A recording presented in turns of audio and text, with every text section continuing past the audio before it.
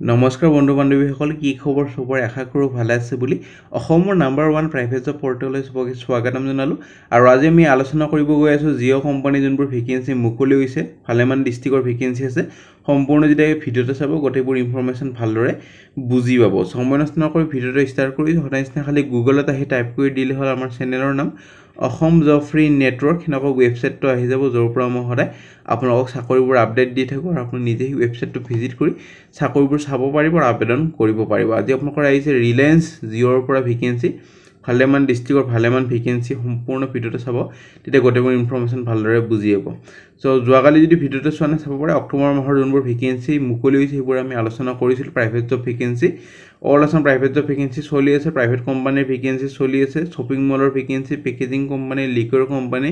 all Assam private job MNC company Assam new private job ৰেলৱেৰ so বহুত vacancy আপোনালোকৰ daily বেচিছত আহিয়ে থাকে এইটো কাৰণে যাতে ভিডিঅ'বোৰ ৰেগুলাৰ চাব চেষ্টা কৰে যাতে ৰেগুলাৰ পাই থাকে আজি আপোনালোকৰ আহিছে ৰিলায়েন্স জিঅ'ৰ বৃহৎ নিযুক্তি অসমত অনলাইন এপ্লাই লিংক পাই যাব 15 পৰা 18 আপোনালোকৰ 28000 দৰমহা পাব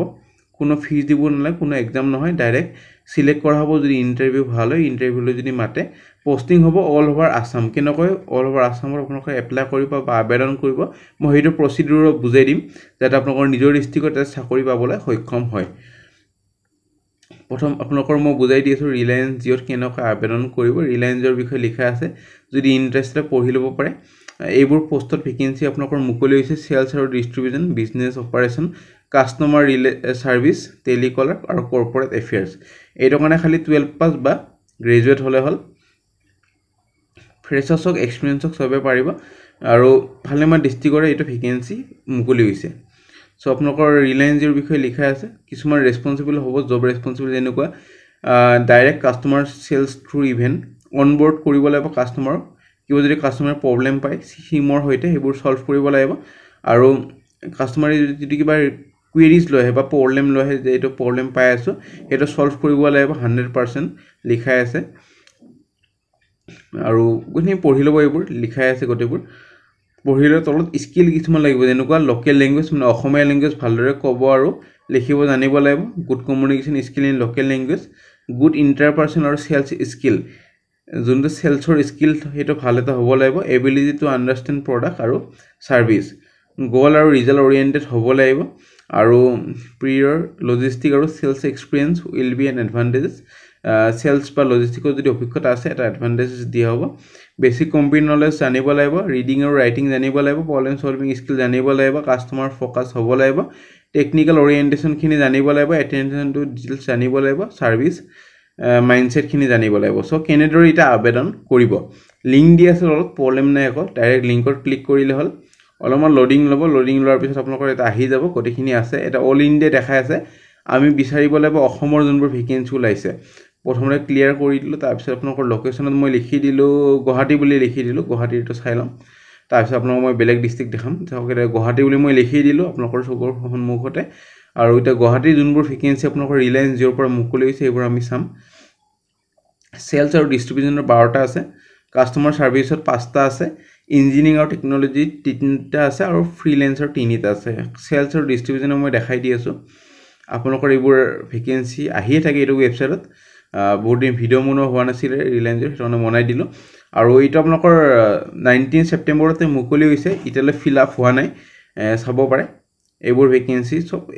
2024 এ লিখা আছে সো এইবোৰ গোটেইবোৰ আবেদন কৰিব পাৰি মই দেখাই দি আছো আপোনালোকক প্ৰথম এটা দেখাই দিও পাৰ্ট টাইমটো মই দেখাই দি আছো পাৰ্ট টাইমৰ ভেকেন্সি আপোনালোকৰ বহুতক লাগে বহুত কমেন্ট কৰি থাকে যাতে পাৰ্ট টাইমৰ চাকৰি আনিব এটা আপোনালোকৰ লোকেশনটো হ'ব গৰসুক গুৱাহাটী আৰু জব কিছুমান ৰেসপন্সিবল হ'ব এইখিনি পঢ়ি ল'ব এইবোৰ আপুনি নিজে পঢ়ি ল'ব পাৰিব খালি 12 পাস হল ফ্ৰেছাৰ্ছক এক্সপেৰিয়েন্সক সবে পাৰিব 0 মানে ফ্ৰেছাৰ্ছ 0 to 2 ইয়াৰ্স মানে 2 ইয়াৰ্সৰ ভিতৰত অভিজ্ঞতা হলে পাৰিব ফ্লুয়েন্ট হ'ব লাগিব লোকেল ল্যাঙ্গুৱেজ স্মাৰ্টফোন ভালদৰে কাম কৰিব জানিব লাগিব এখন নিজৰ টু হুইলাৰ হ'ব লাগিব আৰু এপ্লাইং তলত দি আছে কেনেদৰে আবেদন কৰিব বহুতে কমেন্ট কৰিব আবেদনটো কেনেকৈ কৰিব বা এপ্লাই কেনেকৈ কৰিব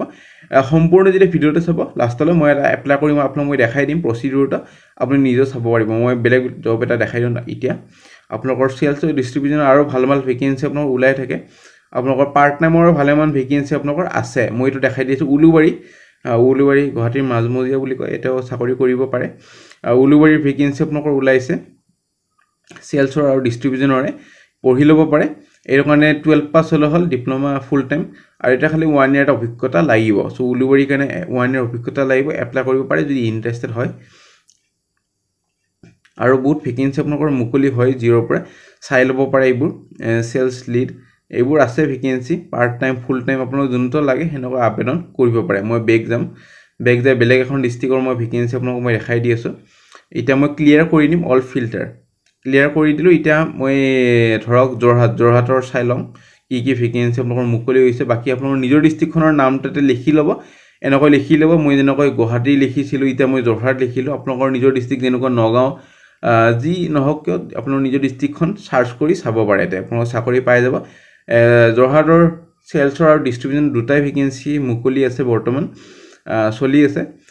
30 সেপ্টেম্বৰত এটা মুকলি হৈছে আৰু এটা আছে 14 মে মই এটা দেখাই দিছো 0 পইণ্ট লিডৰ ভেকেঞ্চি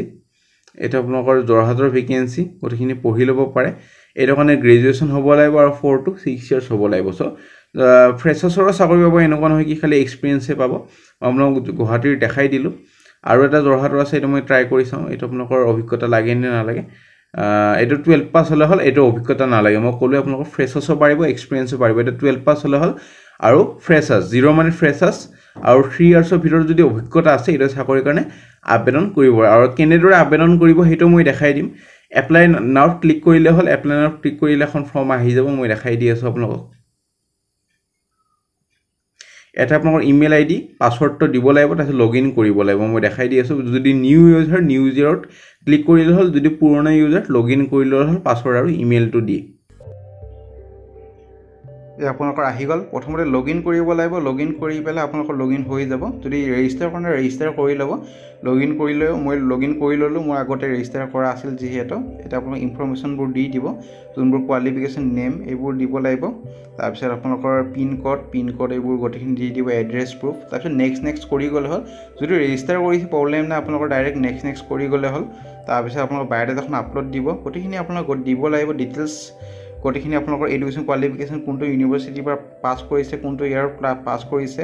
এনেকৈ নেক্সট দি গলে হল যদি ৰেজিষ্টাৰ কৰিছে টেনচন নাই যদি ৰেজিষ্টাৰ কৰা নাই ৰেজিষ্টাৰ কৰি ল'ব এনেকৈ আহি যাব গটেখিনি যদি এক্সপেৰিয়েন্স আছে এইবোৰ ফিল আপ কৰিব লাগিব যদি মেন্ডেটৰি নহয় এটা লিখা আছে এক্সপেৰিয়েন্স কেণ্ডিডেটে এপ্লাই কৰিলে এটা ফিল আপ কৰিব লাগিব মই সাবমিট হৈ গল আপোনালোকে এনেকৈ সাবমিট কৰি এপ্লাই কৰিব পাৰিব ৰিলায়েন্স জবত চাকৰি সো ফ্ৰেন্ড আজিলৈ মানে যদি ভিডিওটো চাই ভাল লাগে ভিডিওটো লাইক কৰি দিব আৰু আপোনালোকৰ ফ্ৰেন্ডে ভিডিও শ্বেয়াৰ কৰি দিব এটা হিয়তৰ হেল্প হৈছে আজিলৈ মানে আগলৈ ভিডিওবোৰ চাই থাকিব চেনেলটো সাবস্ক্ৰাইব কৰি দিব যাতে আগলৈ ভাল জবটো পাই থাকে